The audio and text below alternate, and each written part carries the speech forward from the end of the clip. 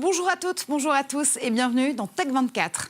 Alerte à la quarantaine numérique. Les technologies de surveillance deviennent des outils de lutte contre le coronavirus. Mais que disent-elles de notre tolérance à leur utilisation? Big Brother contre le virus, c'est à suivre. Dépister un cancer ou analyser la qualité de l'eau, c'est possible grâce à la microfluidique. On passe à l'échelle du micron dans Test 24.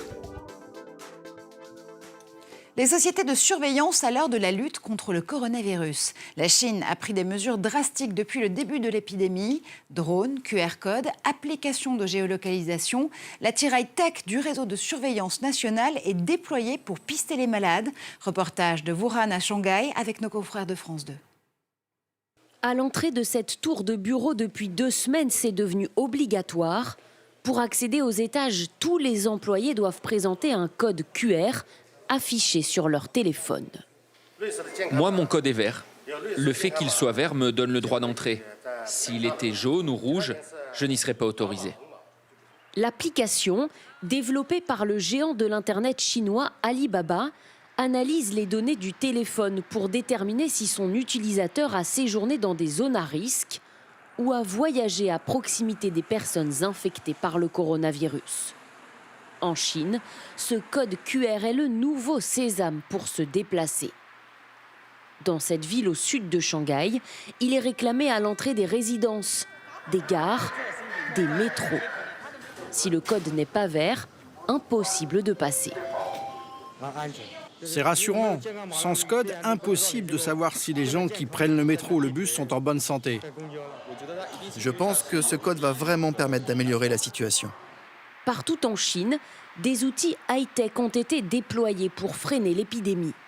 Ce casque utilisé par la police permet de mesurer automatiquement la température des passants à 5 mètres de distance. Dans le sud du pays, des drones s'approchent des voitures pour que les passagers scannent un code qui enregistre leur déplacement. Et à Pékin, ce centre de contrôle analyse les mouvements de population pour déterminer où se trouvent les personnes à risque. Le gouvernement veut utiliser le big data pour prendre les bonnes décisions dans sa lutte contre l'épidémie. Cela apporte des informations précises et efficaces. Dans le pays, il y a une autre application qui est très utilisée par la population chinoise. Elle permet de savoir s'il y a des personnes infectées par le Covid-19 autour de soi. Et par exemple, ici à Shanghai, la personne contaminée la plus proche de moi se trouve à moins de 2 km. Ces outils serviraient aussi l'appareil de surveillance du régime. C'est ce qu'assure ce journaliste américain. Il a mené une enquête sur les données personnelles recueillies par l'application. On a étudié le code informatique de l'application et ce qu'on voit, c'est qu'au moment où l'utilisateur donne la permission d'accéder à ces données, il y a une fonction qui permet d'envoyer sa localisation à la police. Et quand on y regarde de plus près, on s'aperçoit aussi que la police est derrière le développement de l'application. Au total, ce sont les données de plus de 50 millions d'utilisateurs qui sont ainsi envoyées aux autorités. Bienvenue donc dans l'ère de la surveillance, où les autorités peuvent donc aller jusqu'à vous couper l'accès en cas de contamination.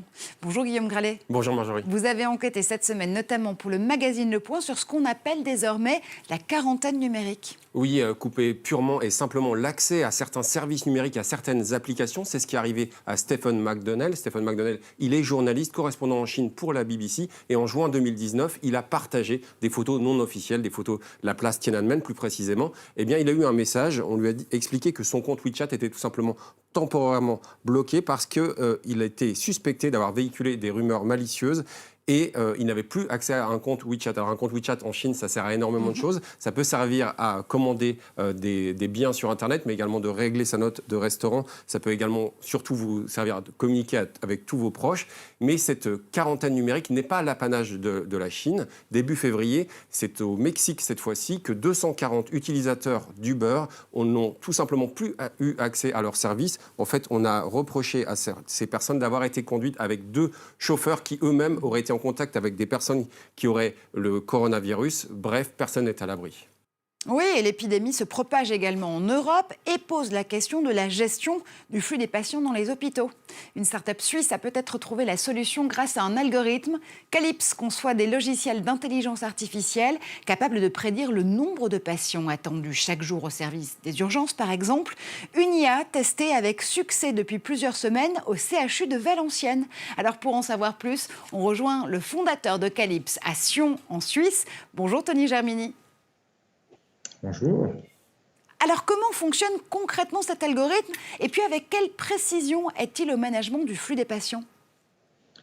Alors, nos algorithmes sont basés sur des réseaux de neurones artificiels ou deep learning. Ils sont alimentés par de multiples données du passé et du présent qui sont fournies par l'hôpital. Nous construisons des signaux que nous jugeons clés et entraînons le système à trouver des liens entre les différents signaux avec notion de temporel. Par exemple, les admissions ont clairement un impact sur les hospitalisations, la charge du service ou la tension et les sorties qui vont suivre. Et d'autre part, les administrations sont influencées par les facteurs extérieurs tels que la météo, les vacances, les événements, les maladies saisonnières. Et tous ces éléments doivent être intégrés pour obtenir des performances stables au cours de l'année, en particulier sur les pics d'activité. Notre politique est d'informer sans décider à la place du médecin. Donc, par exemple, au cours de la journée, nos prévisions de tension, nombre de patients présents à un instant donné, permettent aux équipes d'anticiper heure par heure la situation dans le service. Nous proposons ensuite des solutions d'hébergement, c'est-à-dire des lits, en aval des urgences, pour que les patients nécessitent une hospitalisation.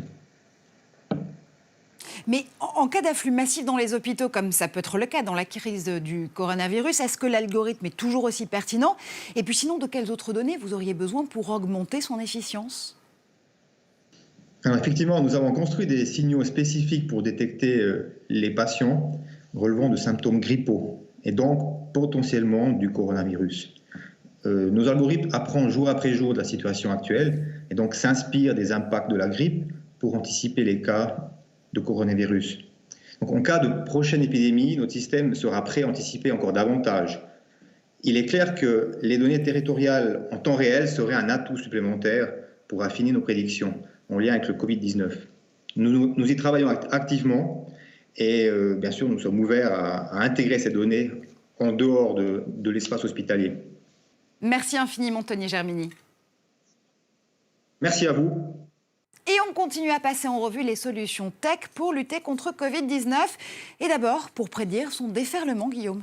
Oui, alors direction cette fois-ci la Californie pour partir à la découverte de MetaBiota. MetaBiota, c'est une entreprise qui a mis au point un epidemic tracker. Alors ce tracker d'épidémie, il prend la forme d'une vaste carte, une carte mondiale, sur laquelle on va pouvoir observer en direct et en permanence la progression de pas moins de 80 épidémies. Pour la petite histoire, MetaBiota s'appuie sur les données de InQtel, un organisme qui a été créé par la CIA.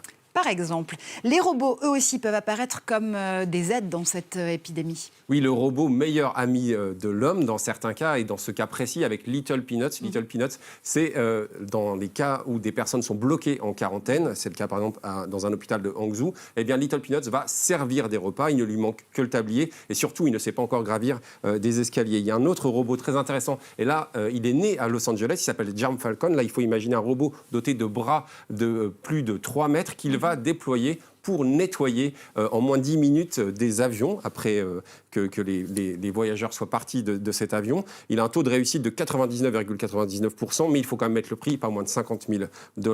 Il y a un autre nettoyage intéressant grâce à des ultraviolets. On va cette fois-ci en France.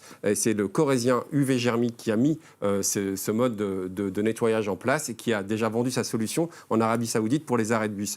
Enfin, il faut suivre les consultations à distance permises par Vici. C'est en réalité une tablette mise sur des roulettes. C'est très bien pour une conversation, mais bien sûr, ce robot ne peut pas soigner.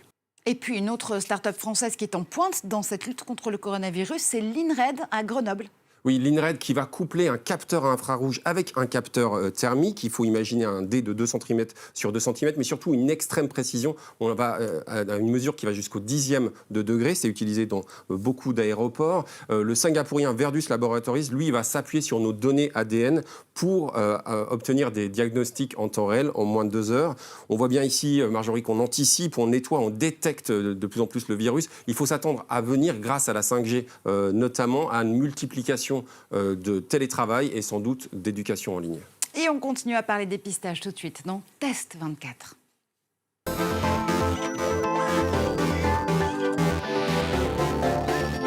Manipuler des fluides à l'échelle du micron, c'est ce qu'on appelle la microfluidique. Et ça peut vous paraître abstrait ou poétique, mais ces applications sont pourtant très concrètes. Dépister un cancer, par exemple, identifier une bactérie dans un aliment ou encore analyser la qualité de l'eau, Guillaume.